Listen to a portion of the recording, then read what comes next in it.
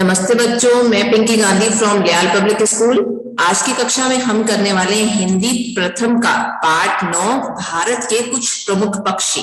जैसे कि हमें नाम से पता चल रहा है कि इस अध्याय में हम भारत के कुछ प्रमुख पक्षियों के बारे में पढ़ने वाले हैं।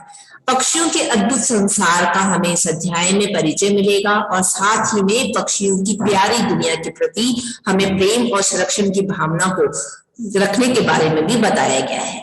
सबसे पहले देखो, हमें यहाँ पे बता रखा है गुट्टर गु करता कौन। हमें ये बताना है कि गुट्टर गु कौन सा पक्षी करता है। बोलो बोलो क्यों हो मौन।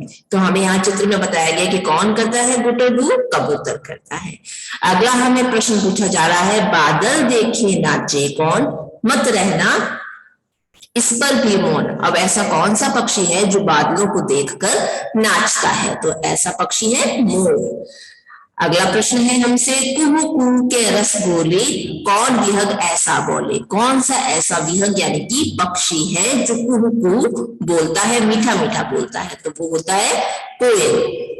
अगला चित्र के साथ हमसे प्रश्न पूछा जा रहा है, घर के अंदर घर जिसका नाम बताओ तुम उसका। ऐसा कौन सा पक्षी है जो घर के अंदर ही अपना घर बनाता है? हमारे घर के अंदर कौन अपना घर बनाने आती है? वो है चिड़िया। आगे बढ़ते हैं हम। अध्याय को शुरू करने से पहले हम इसके इस पेज पर जो शब्दार्थ दे रखे हैं उसको देख लेते हैं। अद्भुत, अद्भुत का अर्थ होता है अनोखा। प्रमुख, प्रमुख का अर्थ होता है मुख्य। वार, वार का अर्थ होता है हमला। देखते हैं अध्याय में हमें और क्या क्या बता रखा है। पक्षियों का संसार भी एकदम निराला होता है, यानी कि अद्भुत अनोखा सा होता है। पूरा विश्व हजारों प्रकार के अद्भुत पक्षियों से भरा पड़ा है। हमारा जो विश्व है, संसार है, उसमें बहुत सारे अनोखे अनोखे सुंदर सुंदर पक्षी दे रखे हैं। अकेले भारत में ही सैकड़ों प्रकार के पक्षी पाए जाते हैं। भारत देश में बहुत सारे सैकड़ों प्रकार के पक्षी हैं। यहाँ छोटे बड़े रंग बिरंगे कई प्रकार के पक्षी पाए जाते हैं।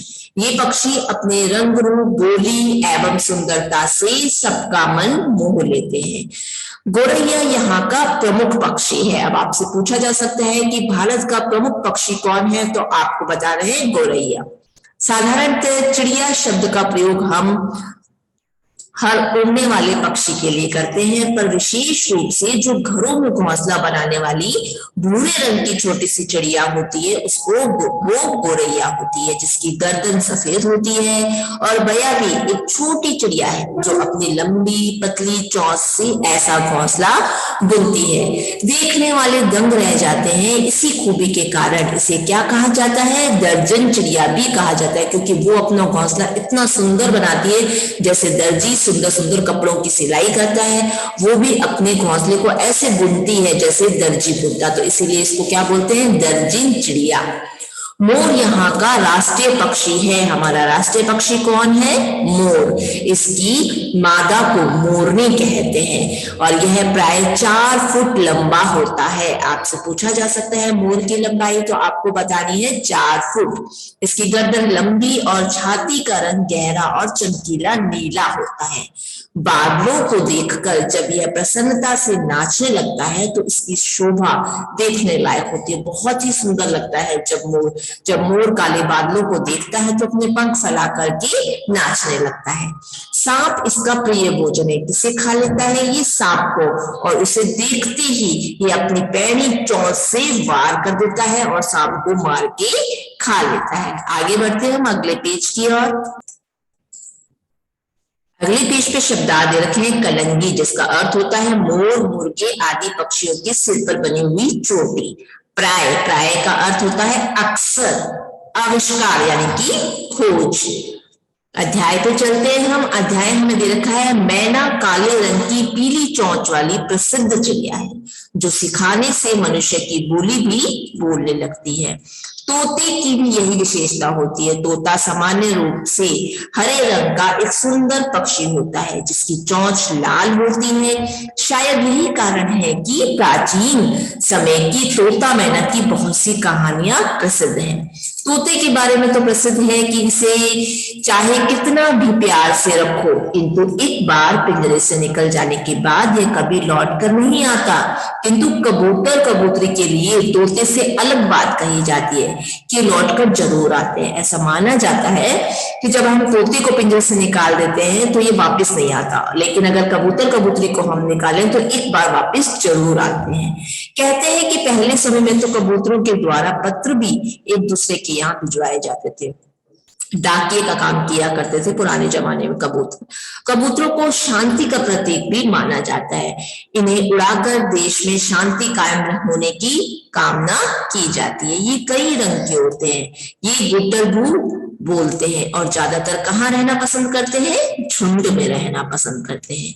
आगे हमें बता रखा है मुर्गे के सिर पर कलंगी होती है और यह प्राय बहुत सवेरे सुबह सूर्य उगने के पहले कुक्कड़ को बोलता है। ये हमें ये दर्शाता है कि सुबह हो गई है।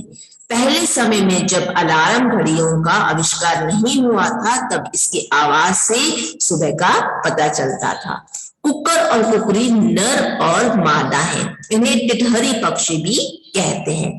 यह हल्के रंग की एक प्रमुख चिड़िया है जो सामान्यतः तापमान वाले क्षेत्रों में पानी के किनारे पर रहती है।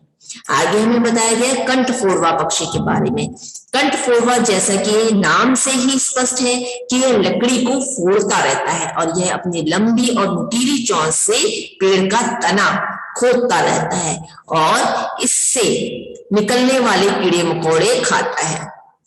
नीलकंठ की नीली गर्दन बहुत सुंदर लगती है और उसे देखना शुभ माना जाता है। ऐसा माना जाता है कि अगर हम नीलकंठ को देखेंगे तो वो हमारे लिए अच्छा होगा।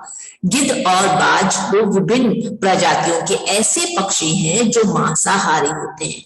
बाज की तुलना में गिद्ध आकार में बहुत बड़े होते हैं और इनकी आंखें बहुत तेज होती है। ये दूर से ही अपने शिकार यानी कि पक्षी को देख सकते हैं। आगे बढ़ते हैं हम।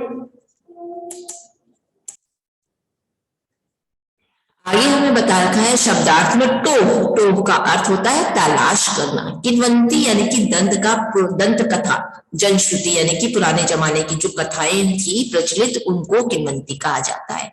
कर्कश यानी कि कठोर। बगुला, सारस और हंस लगभग एक ही तरह के पक्षी हैं पर इनकी आदतें अलग अलग हैं। बगुले की टांगे, चोंच, गर्दन लंबी होती है पर पूंछ छोटी होती है। बगुला भगत नाम से मुहावरा भी बन गया है क्योंकि यह ऊपर से तो सीधा साधा और चुपचाप दिखाई देता है पर असल में यह पानी में मछली की पों यानी कि तलाश में खड़ा रहता है। सारस भारत का सबसे बड़ा उड़ने वाला पक्षी है। इसे क्रोच भी कहते हैं।